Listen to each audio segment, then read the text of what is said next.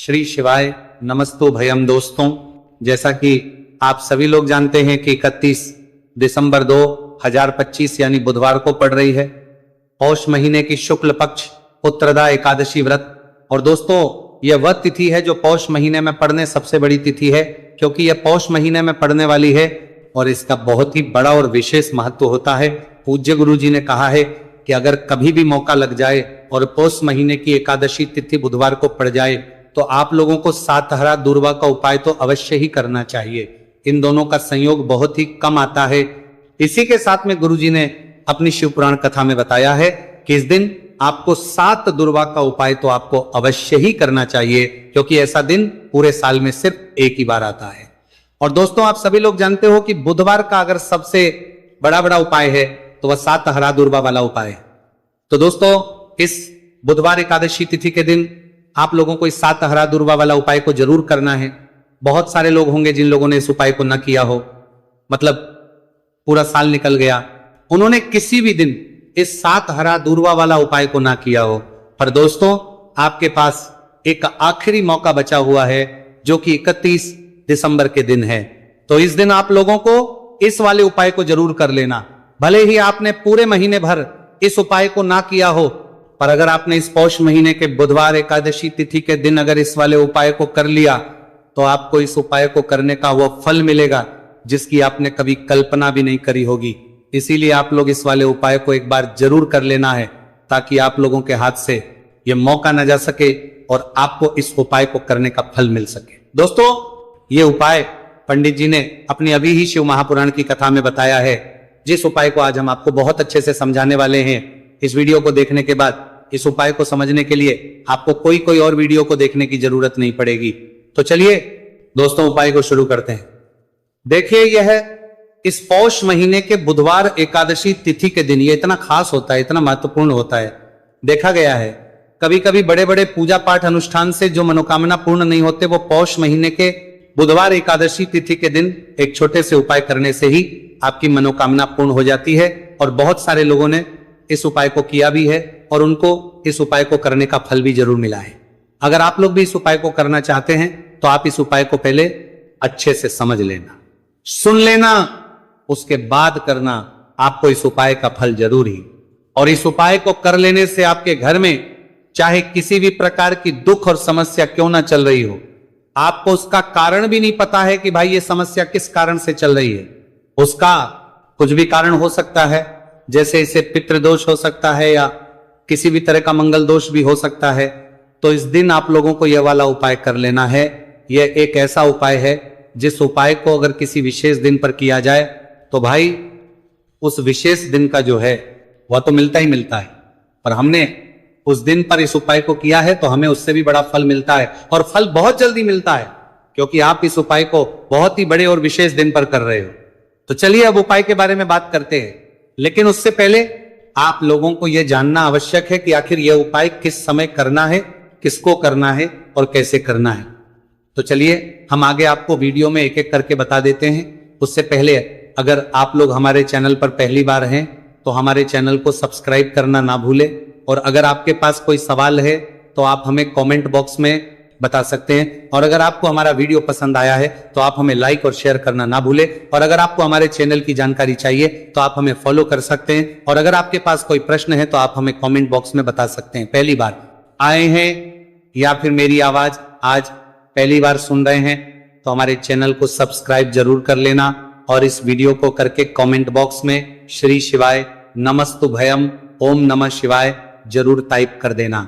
तो दोस्तों, इस 7 दुर्वा वाला उपाय को हमें इस बुधवार एकादशी तिथि के दिन कैसे करना है, किसको करना है, किस समय करना है और कहां पर करना है, ये सारे सवालों के जवाब आपको इस वीडियो में मिल जाएंगे।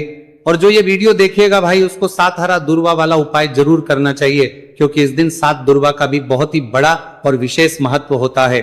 और जब बात आ जाए हरा दुर्वा की तो ये सोने पर सुहागा वाली बात हो जाती है, और यह एक बहुत ही बड़ा उपाय हो जाता है इस बुधवार एकादशी तिथि का। तो अब दोस्तों, इस सातहरा दुर्वा वाला उपाय को आखिर करना किसको है, सबसे पहले हम लोग वो बात जान लेते हैं। तो देखो, घर की जो बड़ी माताएं बहनें होती हैं, उन माताओं बहनों में से कोई भी एक बड़ी माता बहन इस वाले उपाय को कर सकती है। और दोस्तों अगर आप चाहें तो अपने घर में से सभी सदस्यों भी इस उपाय को करवा सकते हैं। अगर किसी व्यक्ति की खुद की कोई मनोकामना है, खुद की कोई दुख और परेशानी है जो कि वो अपने लिए ही करना चाहता है, इस वाले उपाय को तो वो खुद अपने लिए भी कर सकता है। बाकी अगर कोई घर में से ऐसा है जो कि अपने पूरे घर परिवार की सुख और शांति के लिए ये वाला उपाय करना चाहता है तो भाई वो भी कर सकता है, उसमें भी कोई दिक्कत वाली बात नहीं है। कहने का मतलब यह है कि इस उपाय को हर सदस्य भी कर सकता है और पूरे घर परिवार के सदस्य के लिए घर की बड़ी माताओं बहनों में से कोई एक माता बहन भी कर सकती है। माताएं बहनें अगर घर में उपस्थित ना हो या वह यह वाला उपाय ना कर पा रही हो तो फिर घर का कोई बड़ा सदस्य भी इस 7 हरा दूर्वा वाला उपाय को कर सकता है, चाहे फिर वह पुरुष ही क्यों ना हो, उसमें कोई भी दिक्कत वाली बात नहीं है।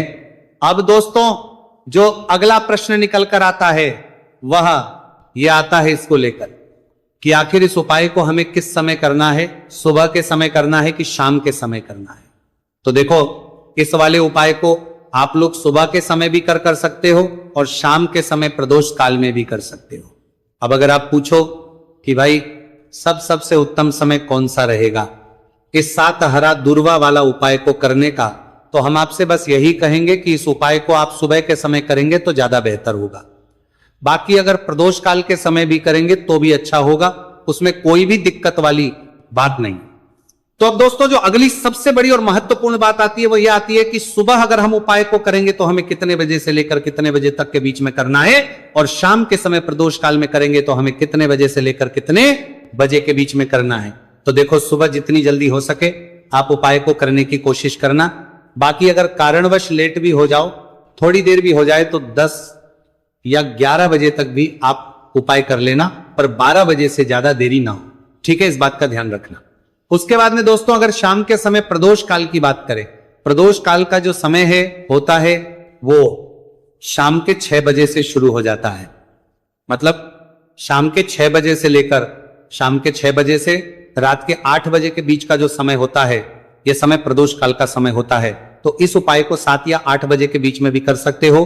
मैं आप कभी भी इस वाले उपाय को कर सकते हो, उसमें कोई भी दिक्कत वाली बात नहीं है। तो पौष का महीना ही है जो आपको धन दौलत पुण्य दोनों ही देने वाला है। पौष के महीने में तुलसी का पूजन करके, श्री हरि विष्णु से जुड़े हुए कुछ उपाय करके आप अपने जीवन की निर्धनता, धन से जुड़ी समस्याएं, कर्जे से जुड़ी समस्याओं को हमेशा के लिए दूर कर सकते हैं। यह वही महीना है जिस माह में भगवान विष्णु योग निद्रा से जागते हैं। भगवान विष्णु को तुलसी अति प्रिय है, इसलिए उनकी पूजा में भी विशेष रूप से हम तुलसी का उपयोग करते हैं। और बिना तुलसी दल के, बिना तुलसी मैया के श्री हरि विष्णु की पूजा और उनका भोग दोनों ही अधूरे होते हैं। इसीलिए पौष के महीने में ऐसा उपाय आपको बताने वाले हैं जिसे करने से श्री हरि विष्णु की असीम कृपा आपको मिलेगी और मां तुलसी से ऐसा आशीर्वाद मिलेगा। जीवन का हर दुख, हर कष्ट, गरीबी, निर्धनता, कर्जे से जुड़ी समस्याएं, सब कुछ ही आपके जीवन से दूर हो जाएगा और सुख, समृद्धि, धन, वैभव, ऐश्वर्य सब कुछ आपको अपने जीवन में आसानी से मिलने लगेगा। तो चलिए बात कर लेते हैं कि कौन सा उपाय है, तुलसी के पौधे में कौन सी चीज आपको रखनी है और इस उपाय को किस समय करना है। देखिए सबसे पहले तो आपको बता दें कि अगर आपके घर में तुलसी का पौधा नहीं है तो पौष के महीने में एक तुलसी का पौधा अपने घर में लाकर जरूर लगाए, क्योंकि पौष के महीने में जो लोग अपने घर में तुलसी जी का पौधा लाकर लगाते हैं, मां तुलसी का पूजन करते हैं, कभी भी मां तुलसी उनके घर में निर्धनता नहीं रुकने देती है। हमेशा उनके घर में धन की वृद्धि होती है, धन की वर्षा होती है। तो जरूर से तुलसी का पौधा आप पौष के महीने में अपने घर जरूर लेकर आए और अच्छे से आपको मां तुलसी का पूजन करना है, मां तुलसी के पौधे की देखभाल करनी है। और वो कौन चीज है जो आपको तुलसी के पौधे में पौष के महीने 31 दिसंबर बुधवार एकादशी तिथि में रखना है। और कैसे यह चीज रखते ही रातों रात आपके जीवन में चमत्कार होगा और आपके भाग्य का भी आपको साथ मिलेगा। तो देखिए इस वीडियो में जितने भी उपाय हम आपको बताएंगे सभी उपाय सरल है। देखो गुरुजी ने कहा है कि बुधवार के दिन आपको 7 हरा दूर्वा वाला उपाय तो अवश्य ही करना चाहिए। वीडियो के अंतिम में आपको उपाय बताया है, आपको करना है। देखो आगे बढ़ने से पहले वीडियो को एक लाइक जरूर करें, देखो, सबसे पहला उपाय, यदि आपके जीवन में कर्जा बहुत अधिक है, आपके जीवन में संकट बहुत अधिक रहते हैं, आपके ऊपर बहुत अधिक विपदा आ रही है, बार बार आपको अपने व्यापार में और अपने धन में हानि देखने को मिल रही है, यानी कि आपको प्रत्येक कार्य में हानि हो रही है, तो आपको यह उपाय करना चाहिए। इस उपाय को करने के लिए आपको दो चीजों की आवश्यकता होगी।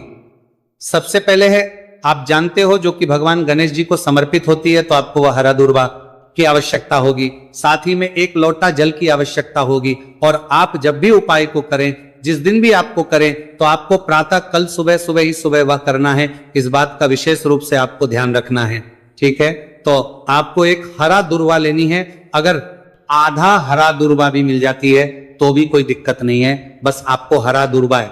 अगर ज्यादा ना मिले तो उस स्थान पर एक हरा दूर्वा भी ले सकते हैं। हरा दूर्वा आपको आसानी से कहानी पर भी मिल जाएगी। बस याद रखिएगा, शुद्ध दूर्वा, और मतलब उसे शुद्ध करके ही उपयोग में लीजिएगा, है ना। तो आपको करना क्या है, एक हरा दूर्वा या एक से ज्यादा भी हरा दूर्वा आप लोग ले सकते हैं। तो एक हरा दूर्वा अपनी ले लीजिए, एक हरा दूर्वा के साथ में आप एक लोटा जल ले लीजिए, और इन दोनों ही चीजों को लेकर शिवाजी के मंदिर पहुंच जाइए। जी के मंदिर पहुंचकर सबसे पहले आप शिवाजी के पास में बैठ जाइए। शिवाजी के पास में बैठने के बाद जो शिवाजी की शिवलिंग होगी, शिवलिंग के ऊपर सबसे पहले आपको यह दुर्भाग्य को समर्पित करना है। दुर्भाग्य को कुछ इस प्रकार से समर्पित करना है कि जो दुर्भाग्य की दांडी का मुख होगा वह जलधारी की तरफ हो, जहां से जल नीचे करता है ना। और जो हरा दूर्वा का मिला हुआ भाग होगा वो अपने आप शिवाजी के पीछे की तरफ हो जाएगा, ठीक है। तो इस प्रकार से यह हरा दूर्वा का यह दूर्वा आपको भगवान शिवाजी का शिवलिंग के ऊपर समर्पित करनी है। और जो एक लोटा जल आप अपने साथ लेकर आए हैं, इसी दूर के ऊपर भगवान शिव जी के शिवलिंग के ऊपर एक धारा से आपको समर्पित कर देना है, ठीक है। अब यहां पर देखने बात यह है कि यह उपाय इस व्यक्ति को करना है जिस व्यक्ति की नौकरी नहीं लग रही हो, जो व्यक्ति परीक्षा में पास होना चाहता हो, तो इस व्यक्ति को अपने हाथों से इस उपाय करना है, तभी उपाय कम करेगा, ठीक है। उपाय को करने के बाद आपको 3 महीने उपाय आपको कब तक करना है, जब तक कि आपकी नौकरी ना जाए। जब तक आप इस उपाय को नियम के साथ करो, आपकी नौकरी जरूर लगेगी। अब बात करते हैं दूसरे उपाय के बारे में। तो देखिए, दूसरे उपाय जो है, देखिए इस उपाय के लिए आपको मात्र 1 लौंग का जोड़ा लेना है, यानी कि 2 फूल वाली लौंग लेनी है। साथ में आपको मात्र थोड़ा सा शहद लेना होगा, और इसी के साथ में आपको तांबे के पात्र अंदर शुद्ध जल लेना होगा। अब देखिए, इन सभी सामग्रियों को लेकर के आपको भगवान शिव के मंदिर में पहुंच जाना है। देखिए, यह उपाय आप सुबह से लेकर शाम तक कर सकते हैं। तो वो सबसे पहले तो आपके पास जो 2 फूल वाली लौंग है, उन्हें आपको शहद के अंदर अच्छे से डुबो है, यानी कि दोनों लौंग पर आपको अच्छे से शहद का लेपन कर देना है। अब आपको जो आपके पास एक लोटा जल है, सबसे पहले तो उसे शिवलिंग पर धीरे धीरे समर्पित करना है, और श्री शिवाय नमस्तुभयम इसका जाप करते हुए समर्पित कर देना है। अब आपके पास जो 2 फूल वाली लौंग है, शहद से उसे आपको शिवलिंग पर अर्पित करना है, और आपको प्रार्थना करनी है कि जीवन में जो रोग की स्थिति है वह समाप्त हो, जीवन के जो संकट और समस्याएं हैं वह सभी समाप्त हो, जीवन से जो कर्ज की समस्या है वह समाप्त हो। इस प्रकार से प्रार्थना करते हुए यह जो 2 फूल वाली लौंग ही शहद संयुक्त इस आपको शिवलिंग पर अर्पित कर देनी है। आपकी जो भी समस्या होगी इस बुधवार के दिन अवश्य ही समाप्त हो जाएगी। तो इस प्रकार से आपको पहला उपाय करना है। अब हम बात कर लेते हैं दूसरे उपाय के बारे में। देखिए, यह उपाय आपके लिए सर्वश्रेष्ठ होने वाला है। देखिए, इस उपाय के लिए आपको चाहिए होंगे 5 हरा मूंग के दाने, और मूंग के दाने कहीं से भी खंडित नहीं होने चाहिए, इस बात का ध्यान रखें। और इसी के साथ में आपको एक तांबे के पात्र के अंदर अपने घर से शुद्ध जल 1 लोटा जल ले लेना है। अब दोस्तों, इन सभी सामग्रियों को लेकर के आपको सीधे पहुंच जाना है भगवान शिव के मंदिर में। देखिए, इस उपाय को भी आप सुबह भी कर सकते हैं और शाम के समय में भी कर सकते हैं। देखिए, भगवान शिव के मंदिर में पहुंचने के बाद आपके पास जो 5 हरे मूंग हैं, उनमें से पहला जो हरा मूंग है, आपको शिवलिंग के सामने जो नंदी महाराज होते हैं और उनका जो पैर उठा हुआ होता है, वहां पर आपको पहला हरा मूंग समर्पित करते हैं, और आपको इसका जाप कर लेना है। फिर आपको दूसरा हरा मूंग लेना है, और शिवलिंग पर जो श्री गणेश जी वाला स्थान होता है, वहां पर आपको यह दूसरा हरा मूंग समर्पित कर देना है, यानी कि शिवलिंग के सीधे तरफ आपको यह दूसरा हरा मूंग समर्पित करना है। और फिर आपको ओम गण गणपते नमः या फिर ओम श्री गणेशाय नमः इसका जाप कर लेना है। तीसरा, हरा मूंग का दाना आपको भगवान शिव की सबसे प्रिय पुत्री माता अशोक सुंदरी वाले स्थान पर समर्पित करना। शिव की जो जलाधारी होती है, जहां से जल बह करके आता है, उसी जलाधारी के बीच में जो कहीं कहीं उठी हुई लाइन होती है सांप की आकृति के रूप में, वहीं पर आपको तीसरा हरा मूंग समर्पित करना है और फिर आपको ओम नमः शिवाय इसका जाप कर लेना है। अब दोस्तों, चौथा जो हरा मूंग है उसे आपको भगवान कार्तिकेय जी का जो स्थान होता है शिवलिंग पर, वहां पर आपको ये चौथा हरा मूंग का दाना समर्पित कर देना है और आप ओम नमः शिवाय इसका जाप कर लेना है। अब दोस्तों, आपके पास जो पांचवा और अंतिम हरा मूंग बचा हुआ है, उससे जल के पात्र के अंदर डाल देना है और इस हरे मूंग से युक्त जल से आपको भगवान शिव के शिवलिंग का अभिषेक कर देना है। जल आपको बिल्कुल धीरे धीरे समर्पित करते जाना है और लगातार आपको शिव महापुराण के मूल श्री शिवाय नमस्तुभयम इसका जाप करते रहना है। फिर आपको शिवलिंग के आगे बैठकर, यदि आप अपने बच्चों के लिए यह उपाय कर रहे हैं, यदि आप अपने बच्चों की बुद्धि, ज्ञान और विवेक के लिए उपाय कर रहे हैं तो उसके लिए आपको प्रार्थना कर लेनी है, या फिर व्यापार में वृद्धि करने के लिए उपाय कर रहे हैं तो उसकी कामना करते हुए आपको प्रार्थना कर लेनी है, या फिर अपनी नौकरी के लिए कर रहे हैं, या फिर अपने इंटरव्यू के लिए, या फिर धन की प्राप्ति के लिए कर रहे हैं, जिस भी कामना के लिए आप उपाय कर रहे हैं उसे परिपूर्ण करने के आपको महादेव से प्रार्थना कर लेनी है और फिर आपको वापस अपने घर आ जाना है। पूज्य गुरु जी ने कहा है कि जो भी व्यक्ति इस उपाय को कर लेता है तो यकीन मानिए आपके जीवन की जो सारे संकट, कष्ट और बाधाएं ही वह सभी समाप्त होंगे। अब हम बात करते हैं अगले उपाय की। इस उपाय के लिए आपको एक दीपक लेना है। दीपक आप मिट्टी का भी ले सकते हैं और शुद्ध आटा मढ़कर उसका दीपक भी आप तैयार कर सकते हैं। अंदर गोलबाती का प्रयोग करना है और दीपक के अंदर आपको शुद्ध घी का प्रयोग करना है। इसी के साथ में आपको मात्र एक फूल वाली लौंग लेनी होगी। अभी एक दीपक और एक फूल वाली लौंग लेकर के सीधा आपको पहुंचना होगा बरगद के वृक्ष के।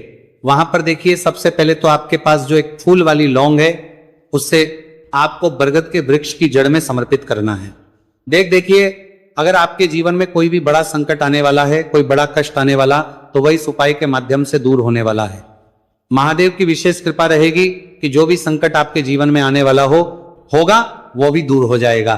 तो आपको एक लौंग समर्पित करनी है बरगद के वृक्ष की जड़ में और वहीं पर आपको जो है गोलबाती वाला दीपक जो आप लेकर के गए हैं उससे भी वहां पर प्रज्वलित कर देना है, वटकेश्वर महादेव का स्मरण करते हुए। देखिए, जब भी आपको जीवन में इस साल लगने लगे कि आपके जीवन में कुछ भी अच्छा नहीं चल रहा है, तब भी आपको इस उपाय करना है। तो इस प्रकार से आपको यह उपाय करना है। अब हम जान लेते हैं चौथे विशेष उपाय के बारे में। देखिए, यदि आपके विवाह में, शादी में कोई भी समस्या आ रही है, यदि आपका जो कर्ज है वह दिन पर दिन बढ़ते ही जा रहा है, तो आपको यह चमत्कारी उपाय करना चाहिए। कोई भी समस्या अगर जीवन में है तो उसे दूर करने के लिए आप कोई उपाय करना चाहिए। मंगल दोष से जुड़ी हुई समस्या भी है, तब आपको यह उपाय करना चाहिए। देखिए, इस उपाय के लिए आपको एक तांबे के पात्र के अंदर अपने घर से शुद्ध जल लेना है और इसी के साथ में आपको एक चुटकी लाल चंदन लेना होगा। अब आपको क्या करना है कि जो लाल चंदन आपने लिया है उसे आपको उससे जल के पात्र के अंदर डाल देना है और ये जल जो है आपको लाल चंदन से युक्त तैयार कर लेना है और ये लाल चंदन से युक्त जल आपको भगवान शिव के मंदिर में लेकर के पहुंचना है। लेकिन उपाय भी आप सुबह से लेकर के शाम तक कर सकते हैं। अब दोस्तों, ये जो लाल चंदन से युक्त जल है, इससे आपको भगवान शिव के शिवलिंग पर धीरे धीरे अर्पित कर देना है और आपको लगातार श्री शिवाय नमस्तुभयम इसका जाप करते रहना है। देखिए, यदि आपके जीवन में विवाह से जुड़ी समस्या चल रही है तो आपको मंगलेश्वर महादेव का स्मरण करना है और जीवन में अधिक कर्ज की समस्या है तो आपको आर्यन मुक्तेश्वर महादेव का स्मरण करना है। देखना, एक दिन आपकी सब तरह की समस्या जल्दी ही समाप्त हो जाएगी। तो इस प्रकार से आपको ये चौथा उपाय करना है।